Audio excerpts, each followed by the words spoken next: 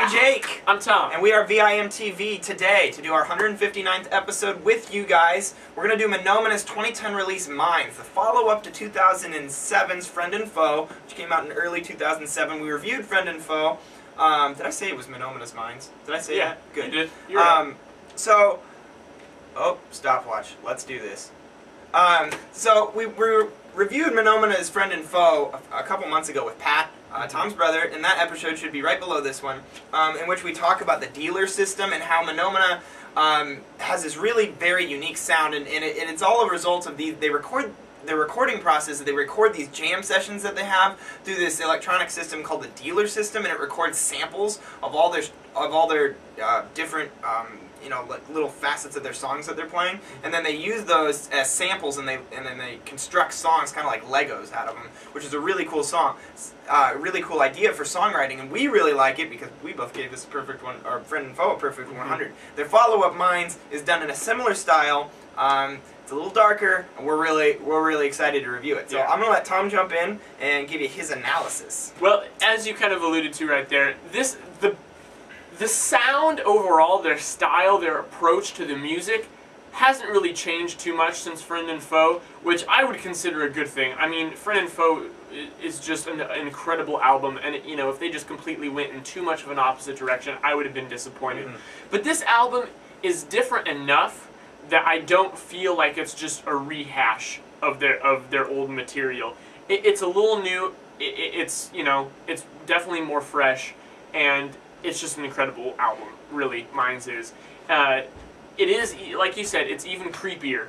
It's just, I mean, you definitely got a creepy vibe from Friend and Foe, I'd say. This, they step it up even more, and the lyrics have a lot to do with that. Right. The lyrics are even more cryptic and just kind of strange, there's just something like brooding and odd about this album, and if you've watched the show at all, I'm always attracted to things in music that creep the hell out of me, and this album just does it spot on. But it's interesting because it'll kind of alternate between that and some sentimentality, even combining the two. Like the first track, Queen Black Acid, I would say kind of combines the two. Dirty Cartoons definitely Cartoons does. Sleeping Beauty is a little bit more of a sentimental track, but then like surrounding it, is just this you can't say it other than just creepiness. Right. It's there, And between all the guitar samples and the bass samples and everything, and Tom, you mentioned before that you really like the bass. Yeah, the bass is just moving constantly on this album. I mean, the first thing you hear when track 1, Queen Black Acid, starts is this doo-doo-doo-doo-doo, like this kind of jazzy bass part. And it's a great way to start the album. Yeah, and this is, there's a lot of jazz aspects when you've got the kind of like frantic drumming. Now, it's a little more start and stop than you'd hear in like regular jazz or something, but you've got obviously a staple of Menomena, the beefy saxophone. You gotta love it. You gotta love those beefy sax accents. They make things so much better. Makes it feel like Christmas time. But the bass lines are just constantly moving. They're constantly keeping the song driving. And sometimes they'll be on kind of the high, more melodic side of things. And sometimes they'll just be this kind of low-moving rumble that doesn't even have a lot of tone definition, but just you feel it. You feel it right here, pounding at you, keeping the rhythm going.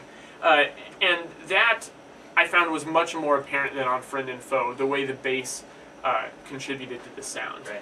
And I think that I posted I posted a couple of videos in a review, I think an interview, I'm not sure, but I read somewhere that they slaved over this album. This album took a long time to write. These songs, there are a few different iterations of these songs to where they they would make it and then take it apart and then rebuild it. And I mean, so they really paid a lot of attention, and it shows because Tom points out the bass part. I noticed something similar with the piano parts, and I mean, like when you hear a certain instrument take over, you really hear it. Like they force the listener to focus in on whatever instrument they want to be the forefront at that time. Not to say that that's the only thing going on. There's always stuff going on in the song, but there's always one instrument in the lead that's really commanding your attention. And I love that they do that because it creates this understanding. While Menomena's sound is hard to grasp onto and usually takes a few listens to really get a hold of and to really really understand what they're doing. But I love that how they construct these songs, because it's like they communicate with the listener in a way that no other band can, which is why I think they're so original. They communicate with the listener by, you know, just giving this mutual understanding that they're in control of the songs, and that I mean, it's apparent. I think even you know, a listener who's not as familiar with Menomena will instantly realize that the songwriting is exceptional. Oh yeah. And it's because of how they put these songs together, the dealer system and the Lego effect, you know, that they're using. And I love it. I can't get enough of that. I think Menomena's way ahead of their time in this, and I absolutely think that it's necessary. It's like their songs are on the brink of chaos. Yep. They're like right on the edge of just imploding on themselves. Yeah. And then, but at the same time, you feel like Menomena's just, they've got their hands around it. They're not going to let that happen. And right when you think it's going to, things will just cut out, and all of a sudden there'll just be like a piano line or something. Right. But like we said on Friend and Foe, highlight dynamic contrast. These guys are the masters of it. Yep. They can just go from huge and just, like I said, just you feel like you're gonna just explode watching it, Yep. or watching it, listening to it. It feels like you're watching it. It's almost a visual experience because you're like, you feel like you're looking at all these layers of sounds that are happening, and all of a sudden they'll just cut out and just be one, and it's just like awe-inspiring. Yeah. And this album, Friend and Foe, is so strong, and I'm really struggling trying to find out if I like it better. I mean, I don't know yet. I think that over time I'll have a better idea, a better grasp on that. We both gave Friend and Foe a perfect 100. But you know, this one I do think is more cohesive as an album. Now, it doesn't have some of those just knockout tracks like Wet and Rusting or Rotten Hell, and arguably some of the others. It doesn't really have any of those just knock it out of the park tracks. And maybe that's what's holding me back. And maybe my opinion of that on Minds will change as I learn more about these songs. Because with each additional listen, I like this album more. Very cohesive, very subtle. I love how they can just have these parts and lyrics just creep out at you, and then you just pick it up. That's what is at the heart of every album that you would consider a grower. Yeah. Which I think is really important. They took everything to the extreme on this, Yep. and I'm glad that they did. Even in the production, there's a lot more hard panning. Things just completely being in one speaker or the other, even with drums. Yep. But it works. Yep. And one thing with any Menomena release that I've listened to is the production is just top notch. Oh yeah, just it's top just perfect. notch. They just know exactly what it needs. Did you mention this? Yeah.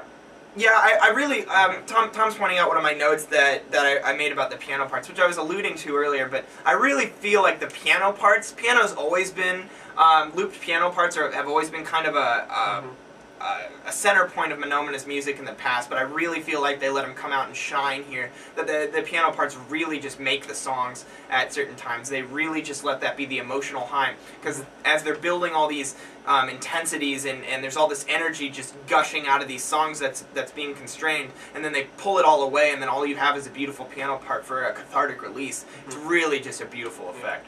My favorite tracks on this, Tom, track 2, TAOS, Taos. Yeah. They do that on a few tracks in this album, and these guys are word masters.